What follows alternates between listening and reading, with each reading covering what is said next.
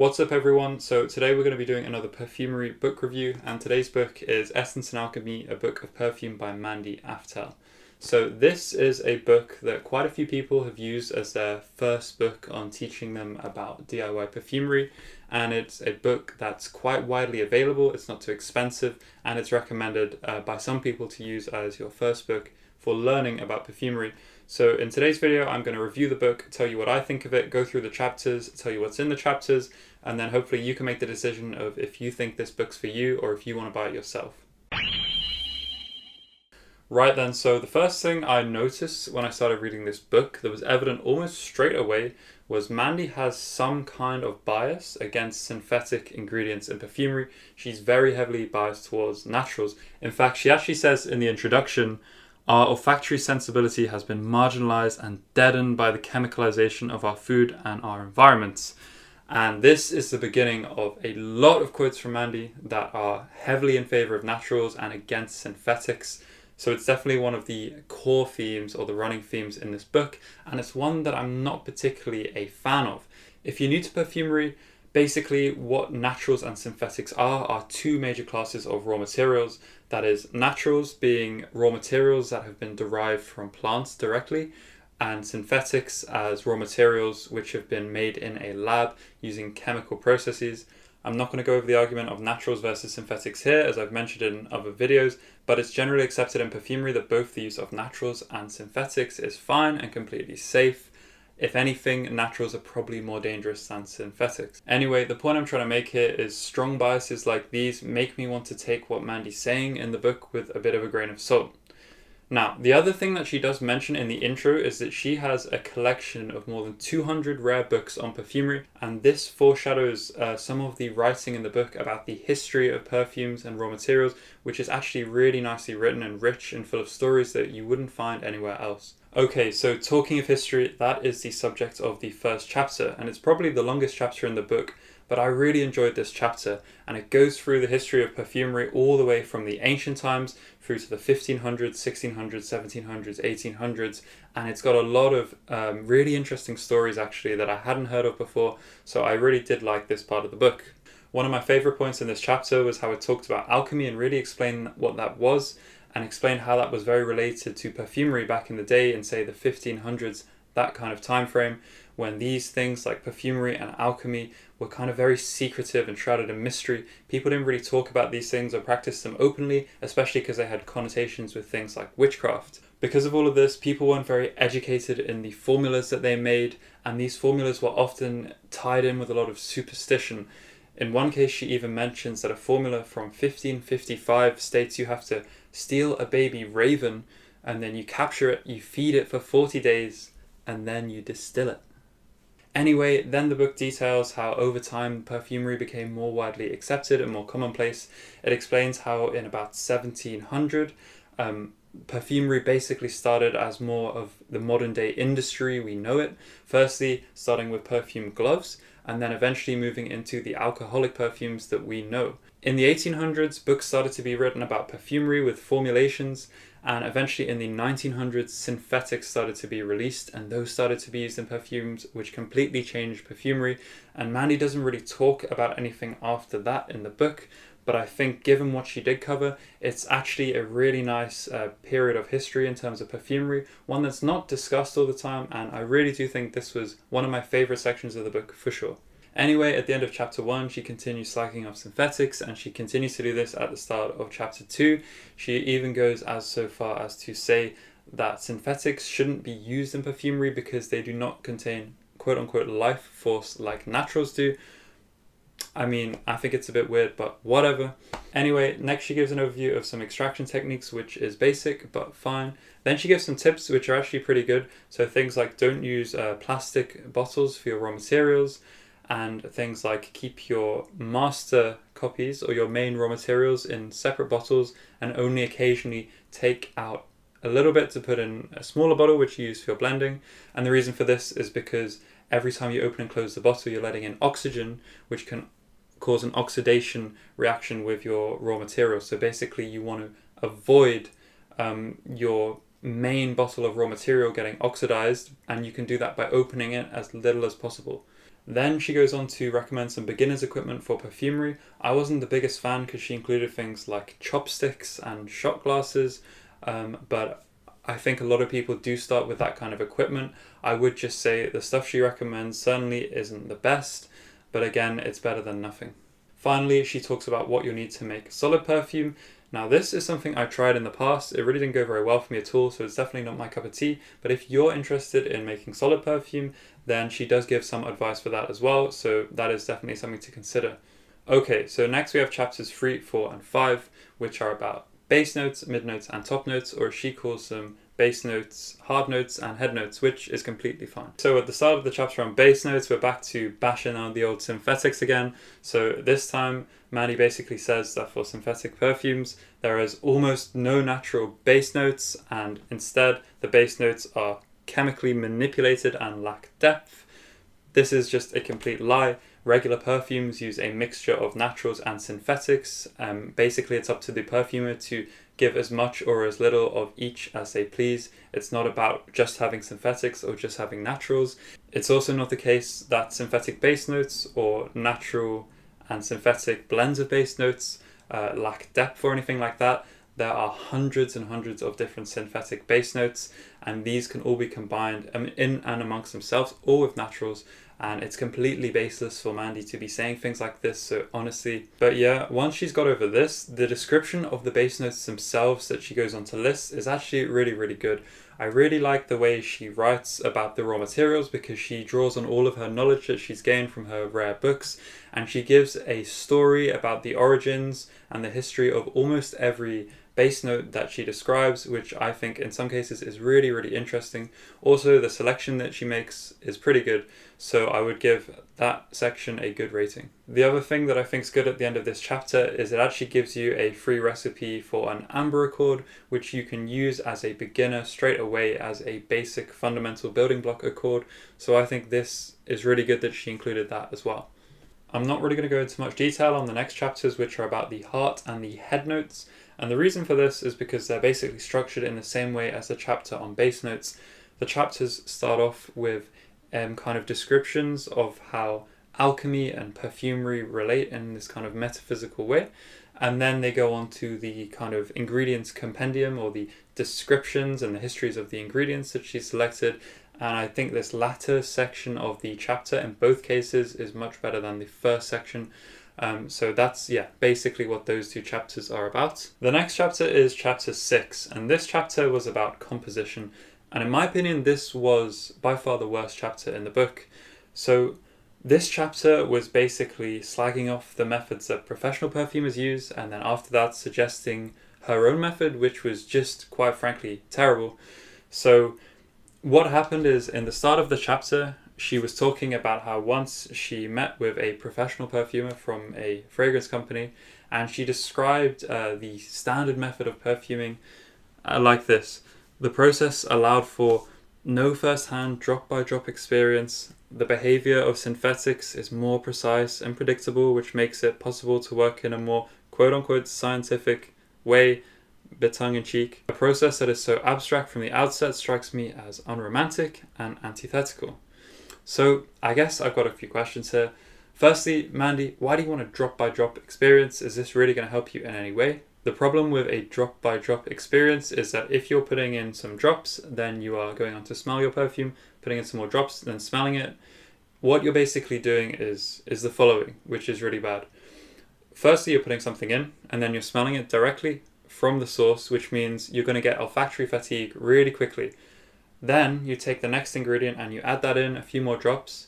When you then go back to smell the perfume that you've just made, because of the olfactory fatigue from the first raw material you've put in, you're going to smell now that new raw material as a much stronger percentage of your perfume than it really is. And that's because your nose is receiving that smell fully, but it's already been desensitized and blocked off to what's already in the perfume. So every time you add a new thing, it smells a lot stronger than it is.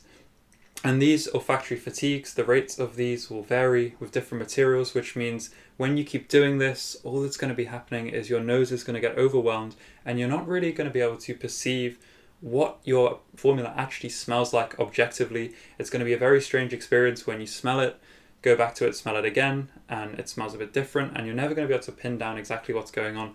So making a perfume in a way where you take something, add it, see what it smells like, put something in, add it, see what it smells like, I would never recommend this. I really would recommend the approach where you write down a formula, then you go let your nose rest, then you evaluate it on a scent strip, and then you think about it, what went wrong, what do I need to change, and then repeat that process, make another formula, let your nose rest, evaluate that on a scent strip. This methodical way of building perfume, I know Mandy says it's quote unquote scientific, as if that's meant to be something special, but in reality, I think you do want to be scientific when you're making a perfume, because otherwise you're just running around in circles chasing your own tail, and you're never really going to understand what you're actually doing. You're never going to be able to learn anything. And at the end of the day, if you're making a perfume, you want to make a good formula that smells nice, that you can be sure smells nice, and make sure you understand how it behaves. And if you don't work in a methodical way, then you're just basically wasting your time and your raw materials, not learning anything. And if you really want to create a good perfume, I think you have to work in a methodical way that doesn't have these kind of bad working practices. The other fact about that statement is that she says working with synthetics is more predictable and more precise than working with naturals. And I don't really understand the point she's trying to make there, because it's as if she's trying to make that point to prove why naturals are more kind of mysterious and they can throw you off the scent. But the reality is that naturals and synthetics, when used in perfumery, they're both as precise or predictable. If you use a natural, it will still work in the same way from perfume to perfume. Yes, with naturals from batch to batch, it can be different, but when you have the same batch, it's still going to work the same way. So I don't really understand the point she's trying to make, and especially as regular perfumers making regular perfumes who are not just working on natural perfumes, they're still going to be using naturals as well. So they're still going to have to be able to understand how to work with naturals. So again, I really don't understand the point that she's trying to make. And finally, she talks about how this professional method is unromantic. But again, I think this is just completely false. I don't see what's unromantic about doing things in a solid and sound way. It doesn't have to suck the joy and the fun about it. Just because something's scientific, it doesn't mean that it's not creative. You can be doing things in a good methodological way, but still have all this creativity and these imaginative thoughts happening inside your head. Equally, as a creator, as a character in a story that you might attach romanticism to, I don't think a scientist is any less of a good character compared to some other profession or some other way of being. So I really, once again, just don't understand what she's trying to get at. Anyway, I think I got a little too triggered by that quote, but the rest of chapter 6, there's not much to it. She does give some lists of things which are meant to blend well, so this could be useful for some beginners. I myself don't like to use these kind of lists very often because I like to work it out for myself, but I do think there is a place for these this blends with this lists, and I think for some people that could for sure be useful. At the end of the chapter, she outlines her method which she recommends for making perfume. Now, I'm going to say that this is a really bad method. I would not advise you follow it. Basically, she measures things out with volume and drops, which I've done a whole video about why that's bad, and it's going to lead to inaccuracies and problems with your formulas. Then she goes on to explain how you should be reusing your droppers by simply washing them out in a thing like a little pot of the alcohol before going to weigh out your next material. Again, this is really bad practice because every time you wash out a pipette or a dropper in something, you're contaminating that thing that you're washing it with the raw material. So the next time you go to put that back into your next raw material, it's not going to be completely washed. It's still contaminated. The contamination is just diluted. But the problem is, as you then continue to wash more and more times different materials, you've got this cleaning fluid essentially that you're cleaning in, but it's actually a contaminated fluid. And it's not even just contaminated by one thing, it's contaminated by a multitude of things. So basically what you're doing is you're contaminating all of your raw materials with all of your other raw materials, which is just really bad practice. You're effectively rendering them useless in a sense. Not completely useless, but you're making your life hard in the future, especially when you start to blend smells, which become completely impossible to recreate because you're using contaminated raw materials which you have no idea how to reproduce. The final thing is she suggests this arbitrary ratio between top, middle and base notes, and there's no real reason to stick to given percentages between these kind of things. I really just think she should have worded it a bit better, as in, like, maybe this is a guideline, but for sure it's not something you have to do. Anyway, that was chapter 6. I think you could tell that I didn't really enjoy this chapter. Next we have chapter 7, and this is all about the sexual side of perfumes and how perfume relates to sexuality. Now, this isn't something I'm really that interested in myself, as for me, perfumery is much more about a creative and aesthetic side of things. So I found it quite hard to review this chapter. There were some interesting facts, but overall the chapter didn't really interest me. There was a recipe for an aphrodisiac kind of blend, so maybe you could try that out if you're interested in that kind of thing, though I would say the raw materials in that look pretty pricey, so probably out of reach for most beginners looking to try it. Next we have chapter 8, which is a really random chapter all about baths. And how perfumery can be used in baths. It's basically just aromatherapy at this point. There were actually some interesting facts though in this chapter. There were some interesting stories about the history of bathing, so it's not all too bad. And then there were a couple of blends about how you can use perfumery in your bath as well. So again, it's basically aromatherapy, but for sure it's not awful. Next we have chapter 9, which is the final chapter of the book, and this goes back to what I think was the strongest part of the book, talking about all of the old kind of stories and histories of perfumery, this time very much in the context of religion and how perfumery has always been used in religion and ceremonies, and it's been a very important and integral part of that throughout history. I did like this chapter. I thought there were some interesting little pieces inside it, and at the end of the chapter it also quickly discussed how you can use perfumery or scented things for meditation to help you meditate, but also to keep you calm when you finish meditating and you're going about your everyday life. So again, nice little touch. At the end of the book, she does give some recommendations on raw materials and equipment that you can buy. Now, I don't really agree with her recommendations that much, to be honest. I would recommend instead that you watch the videos I made on the equipment you should buy when you're starting perfumery and the raw materials you should buy when you're starting perfumery. I honestly think that you'll probably save yourself time and money and start off by doing things the right way in the first place by buying what I suggest instead of what she suggests. That said, however, if you are only interested in natural perfumery, then her recommendations may well be a little bit better, given that when I suggest things, I'm also bearing synthetics in mind. Either way, I would recommend you get a scale and measure things out by weight instead of dropping things out by drops like she says. Anyway, this has been a pretty long book review, so I'm going to give you my overall impressions and wrap it up. So overall, I rated this book as a 2 out of 5. I really wanted to rate it as higher, especially after the first chapter, but after reading some of the things in that book, I just had to give it a 2. So what are the positives and negatives of the book? Well, the outstanding positive of the book is all of this information that Mandy's managed to kind of draw out from the depths of her hundreds of books on perfumery. She's managed to find some really, really good information about the history of perfumery and the history of the raw materials and write that in a really compelling way. The problem I found with the book, however, was just this unmistakable bias towards natural perfumery over synthetic for the whole book, and it was basically based on no real reasoning whatsoever, apart from these weird alchemical justifications which didn't make any sense whatsoever. The other thing that I didn't like about the book was some of the practical methodologies that she suggests aren't actually very good practice, and I would be worried about recommending this book to a beginner just because I think that they would pick up some bad habits, think they're normal, and then it would take them quite a while to get back out of that and into what is actually normal. And I wouldn't want someone to kind of really go through that when they're learning perfumery, because wasting all of that time and doing that kind of thing may be enough to put you off it in the first place. Why not just start off doing things the right way?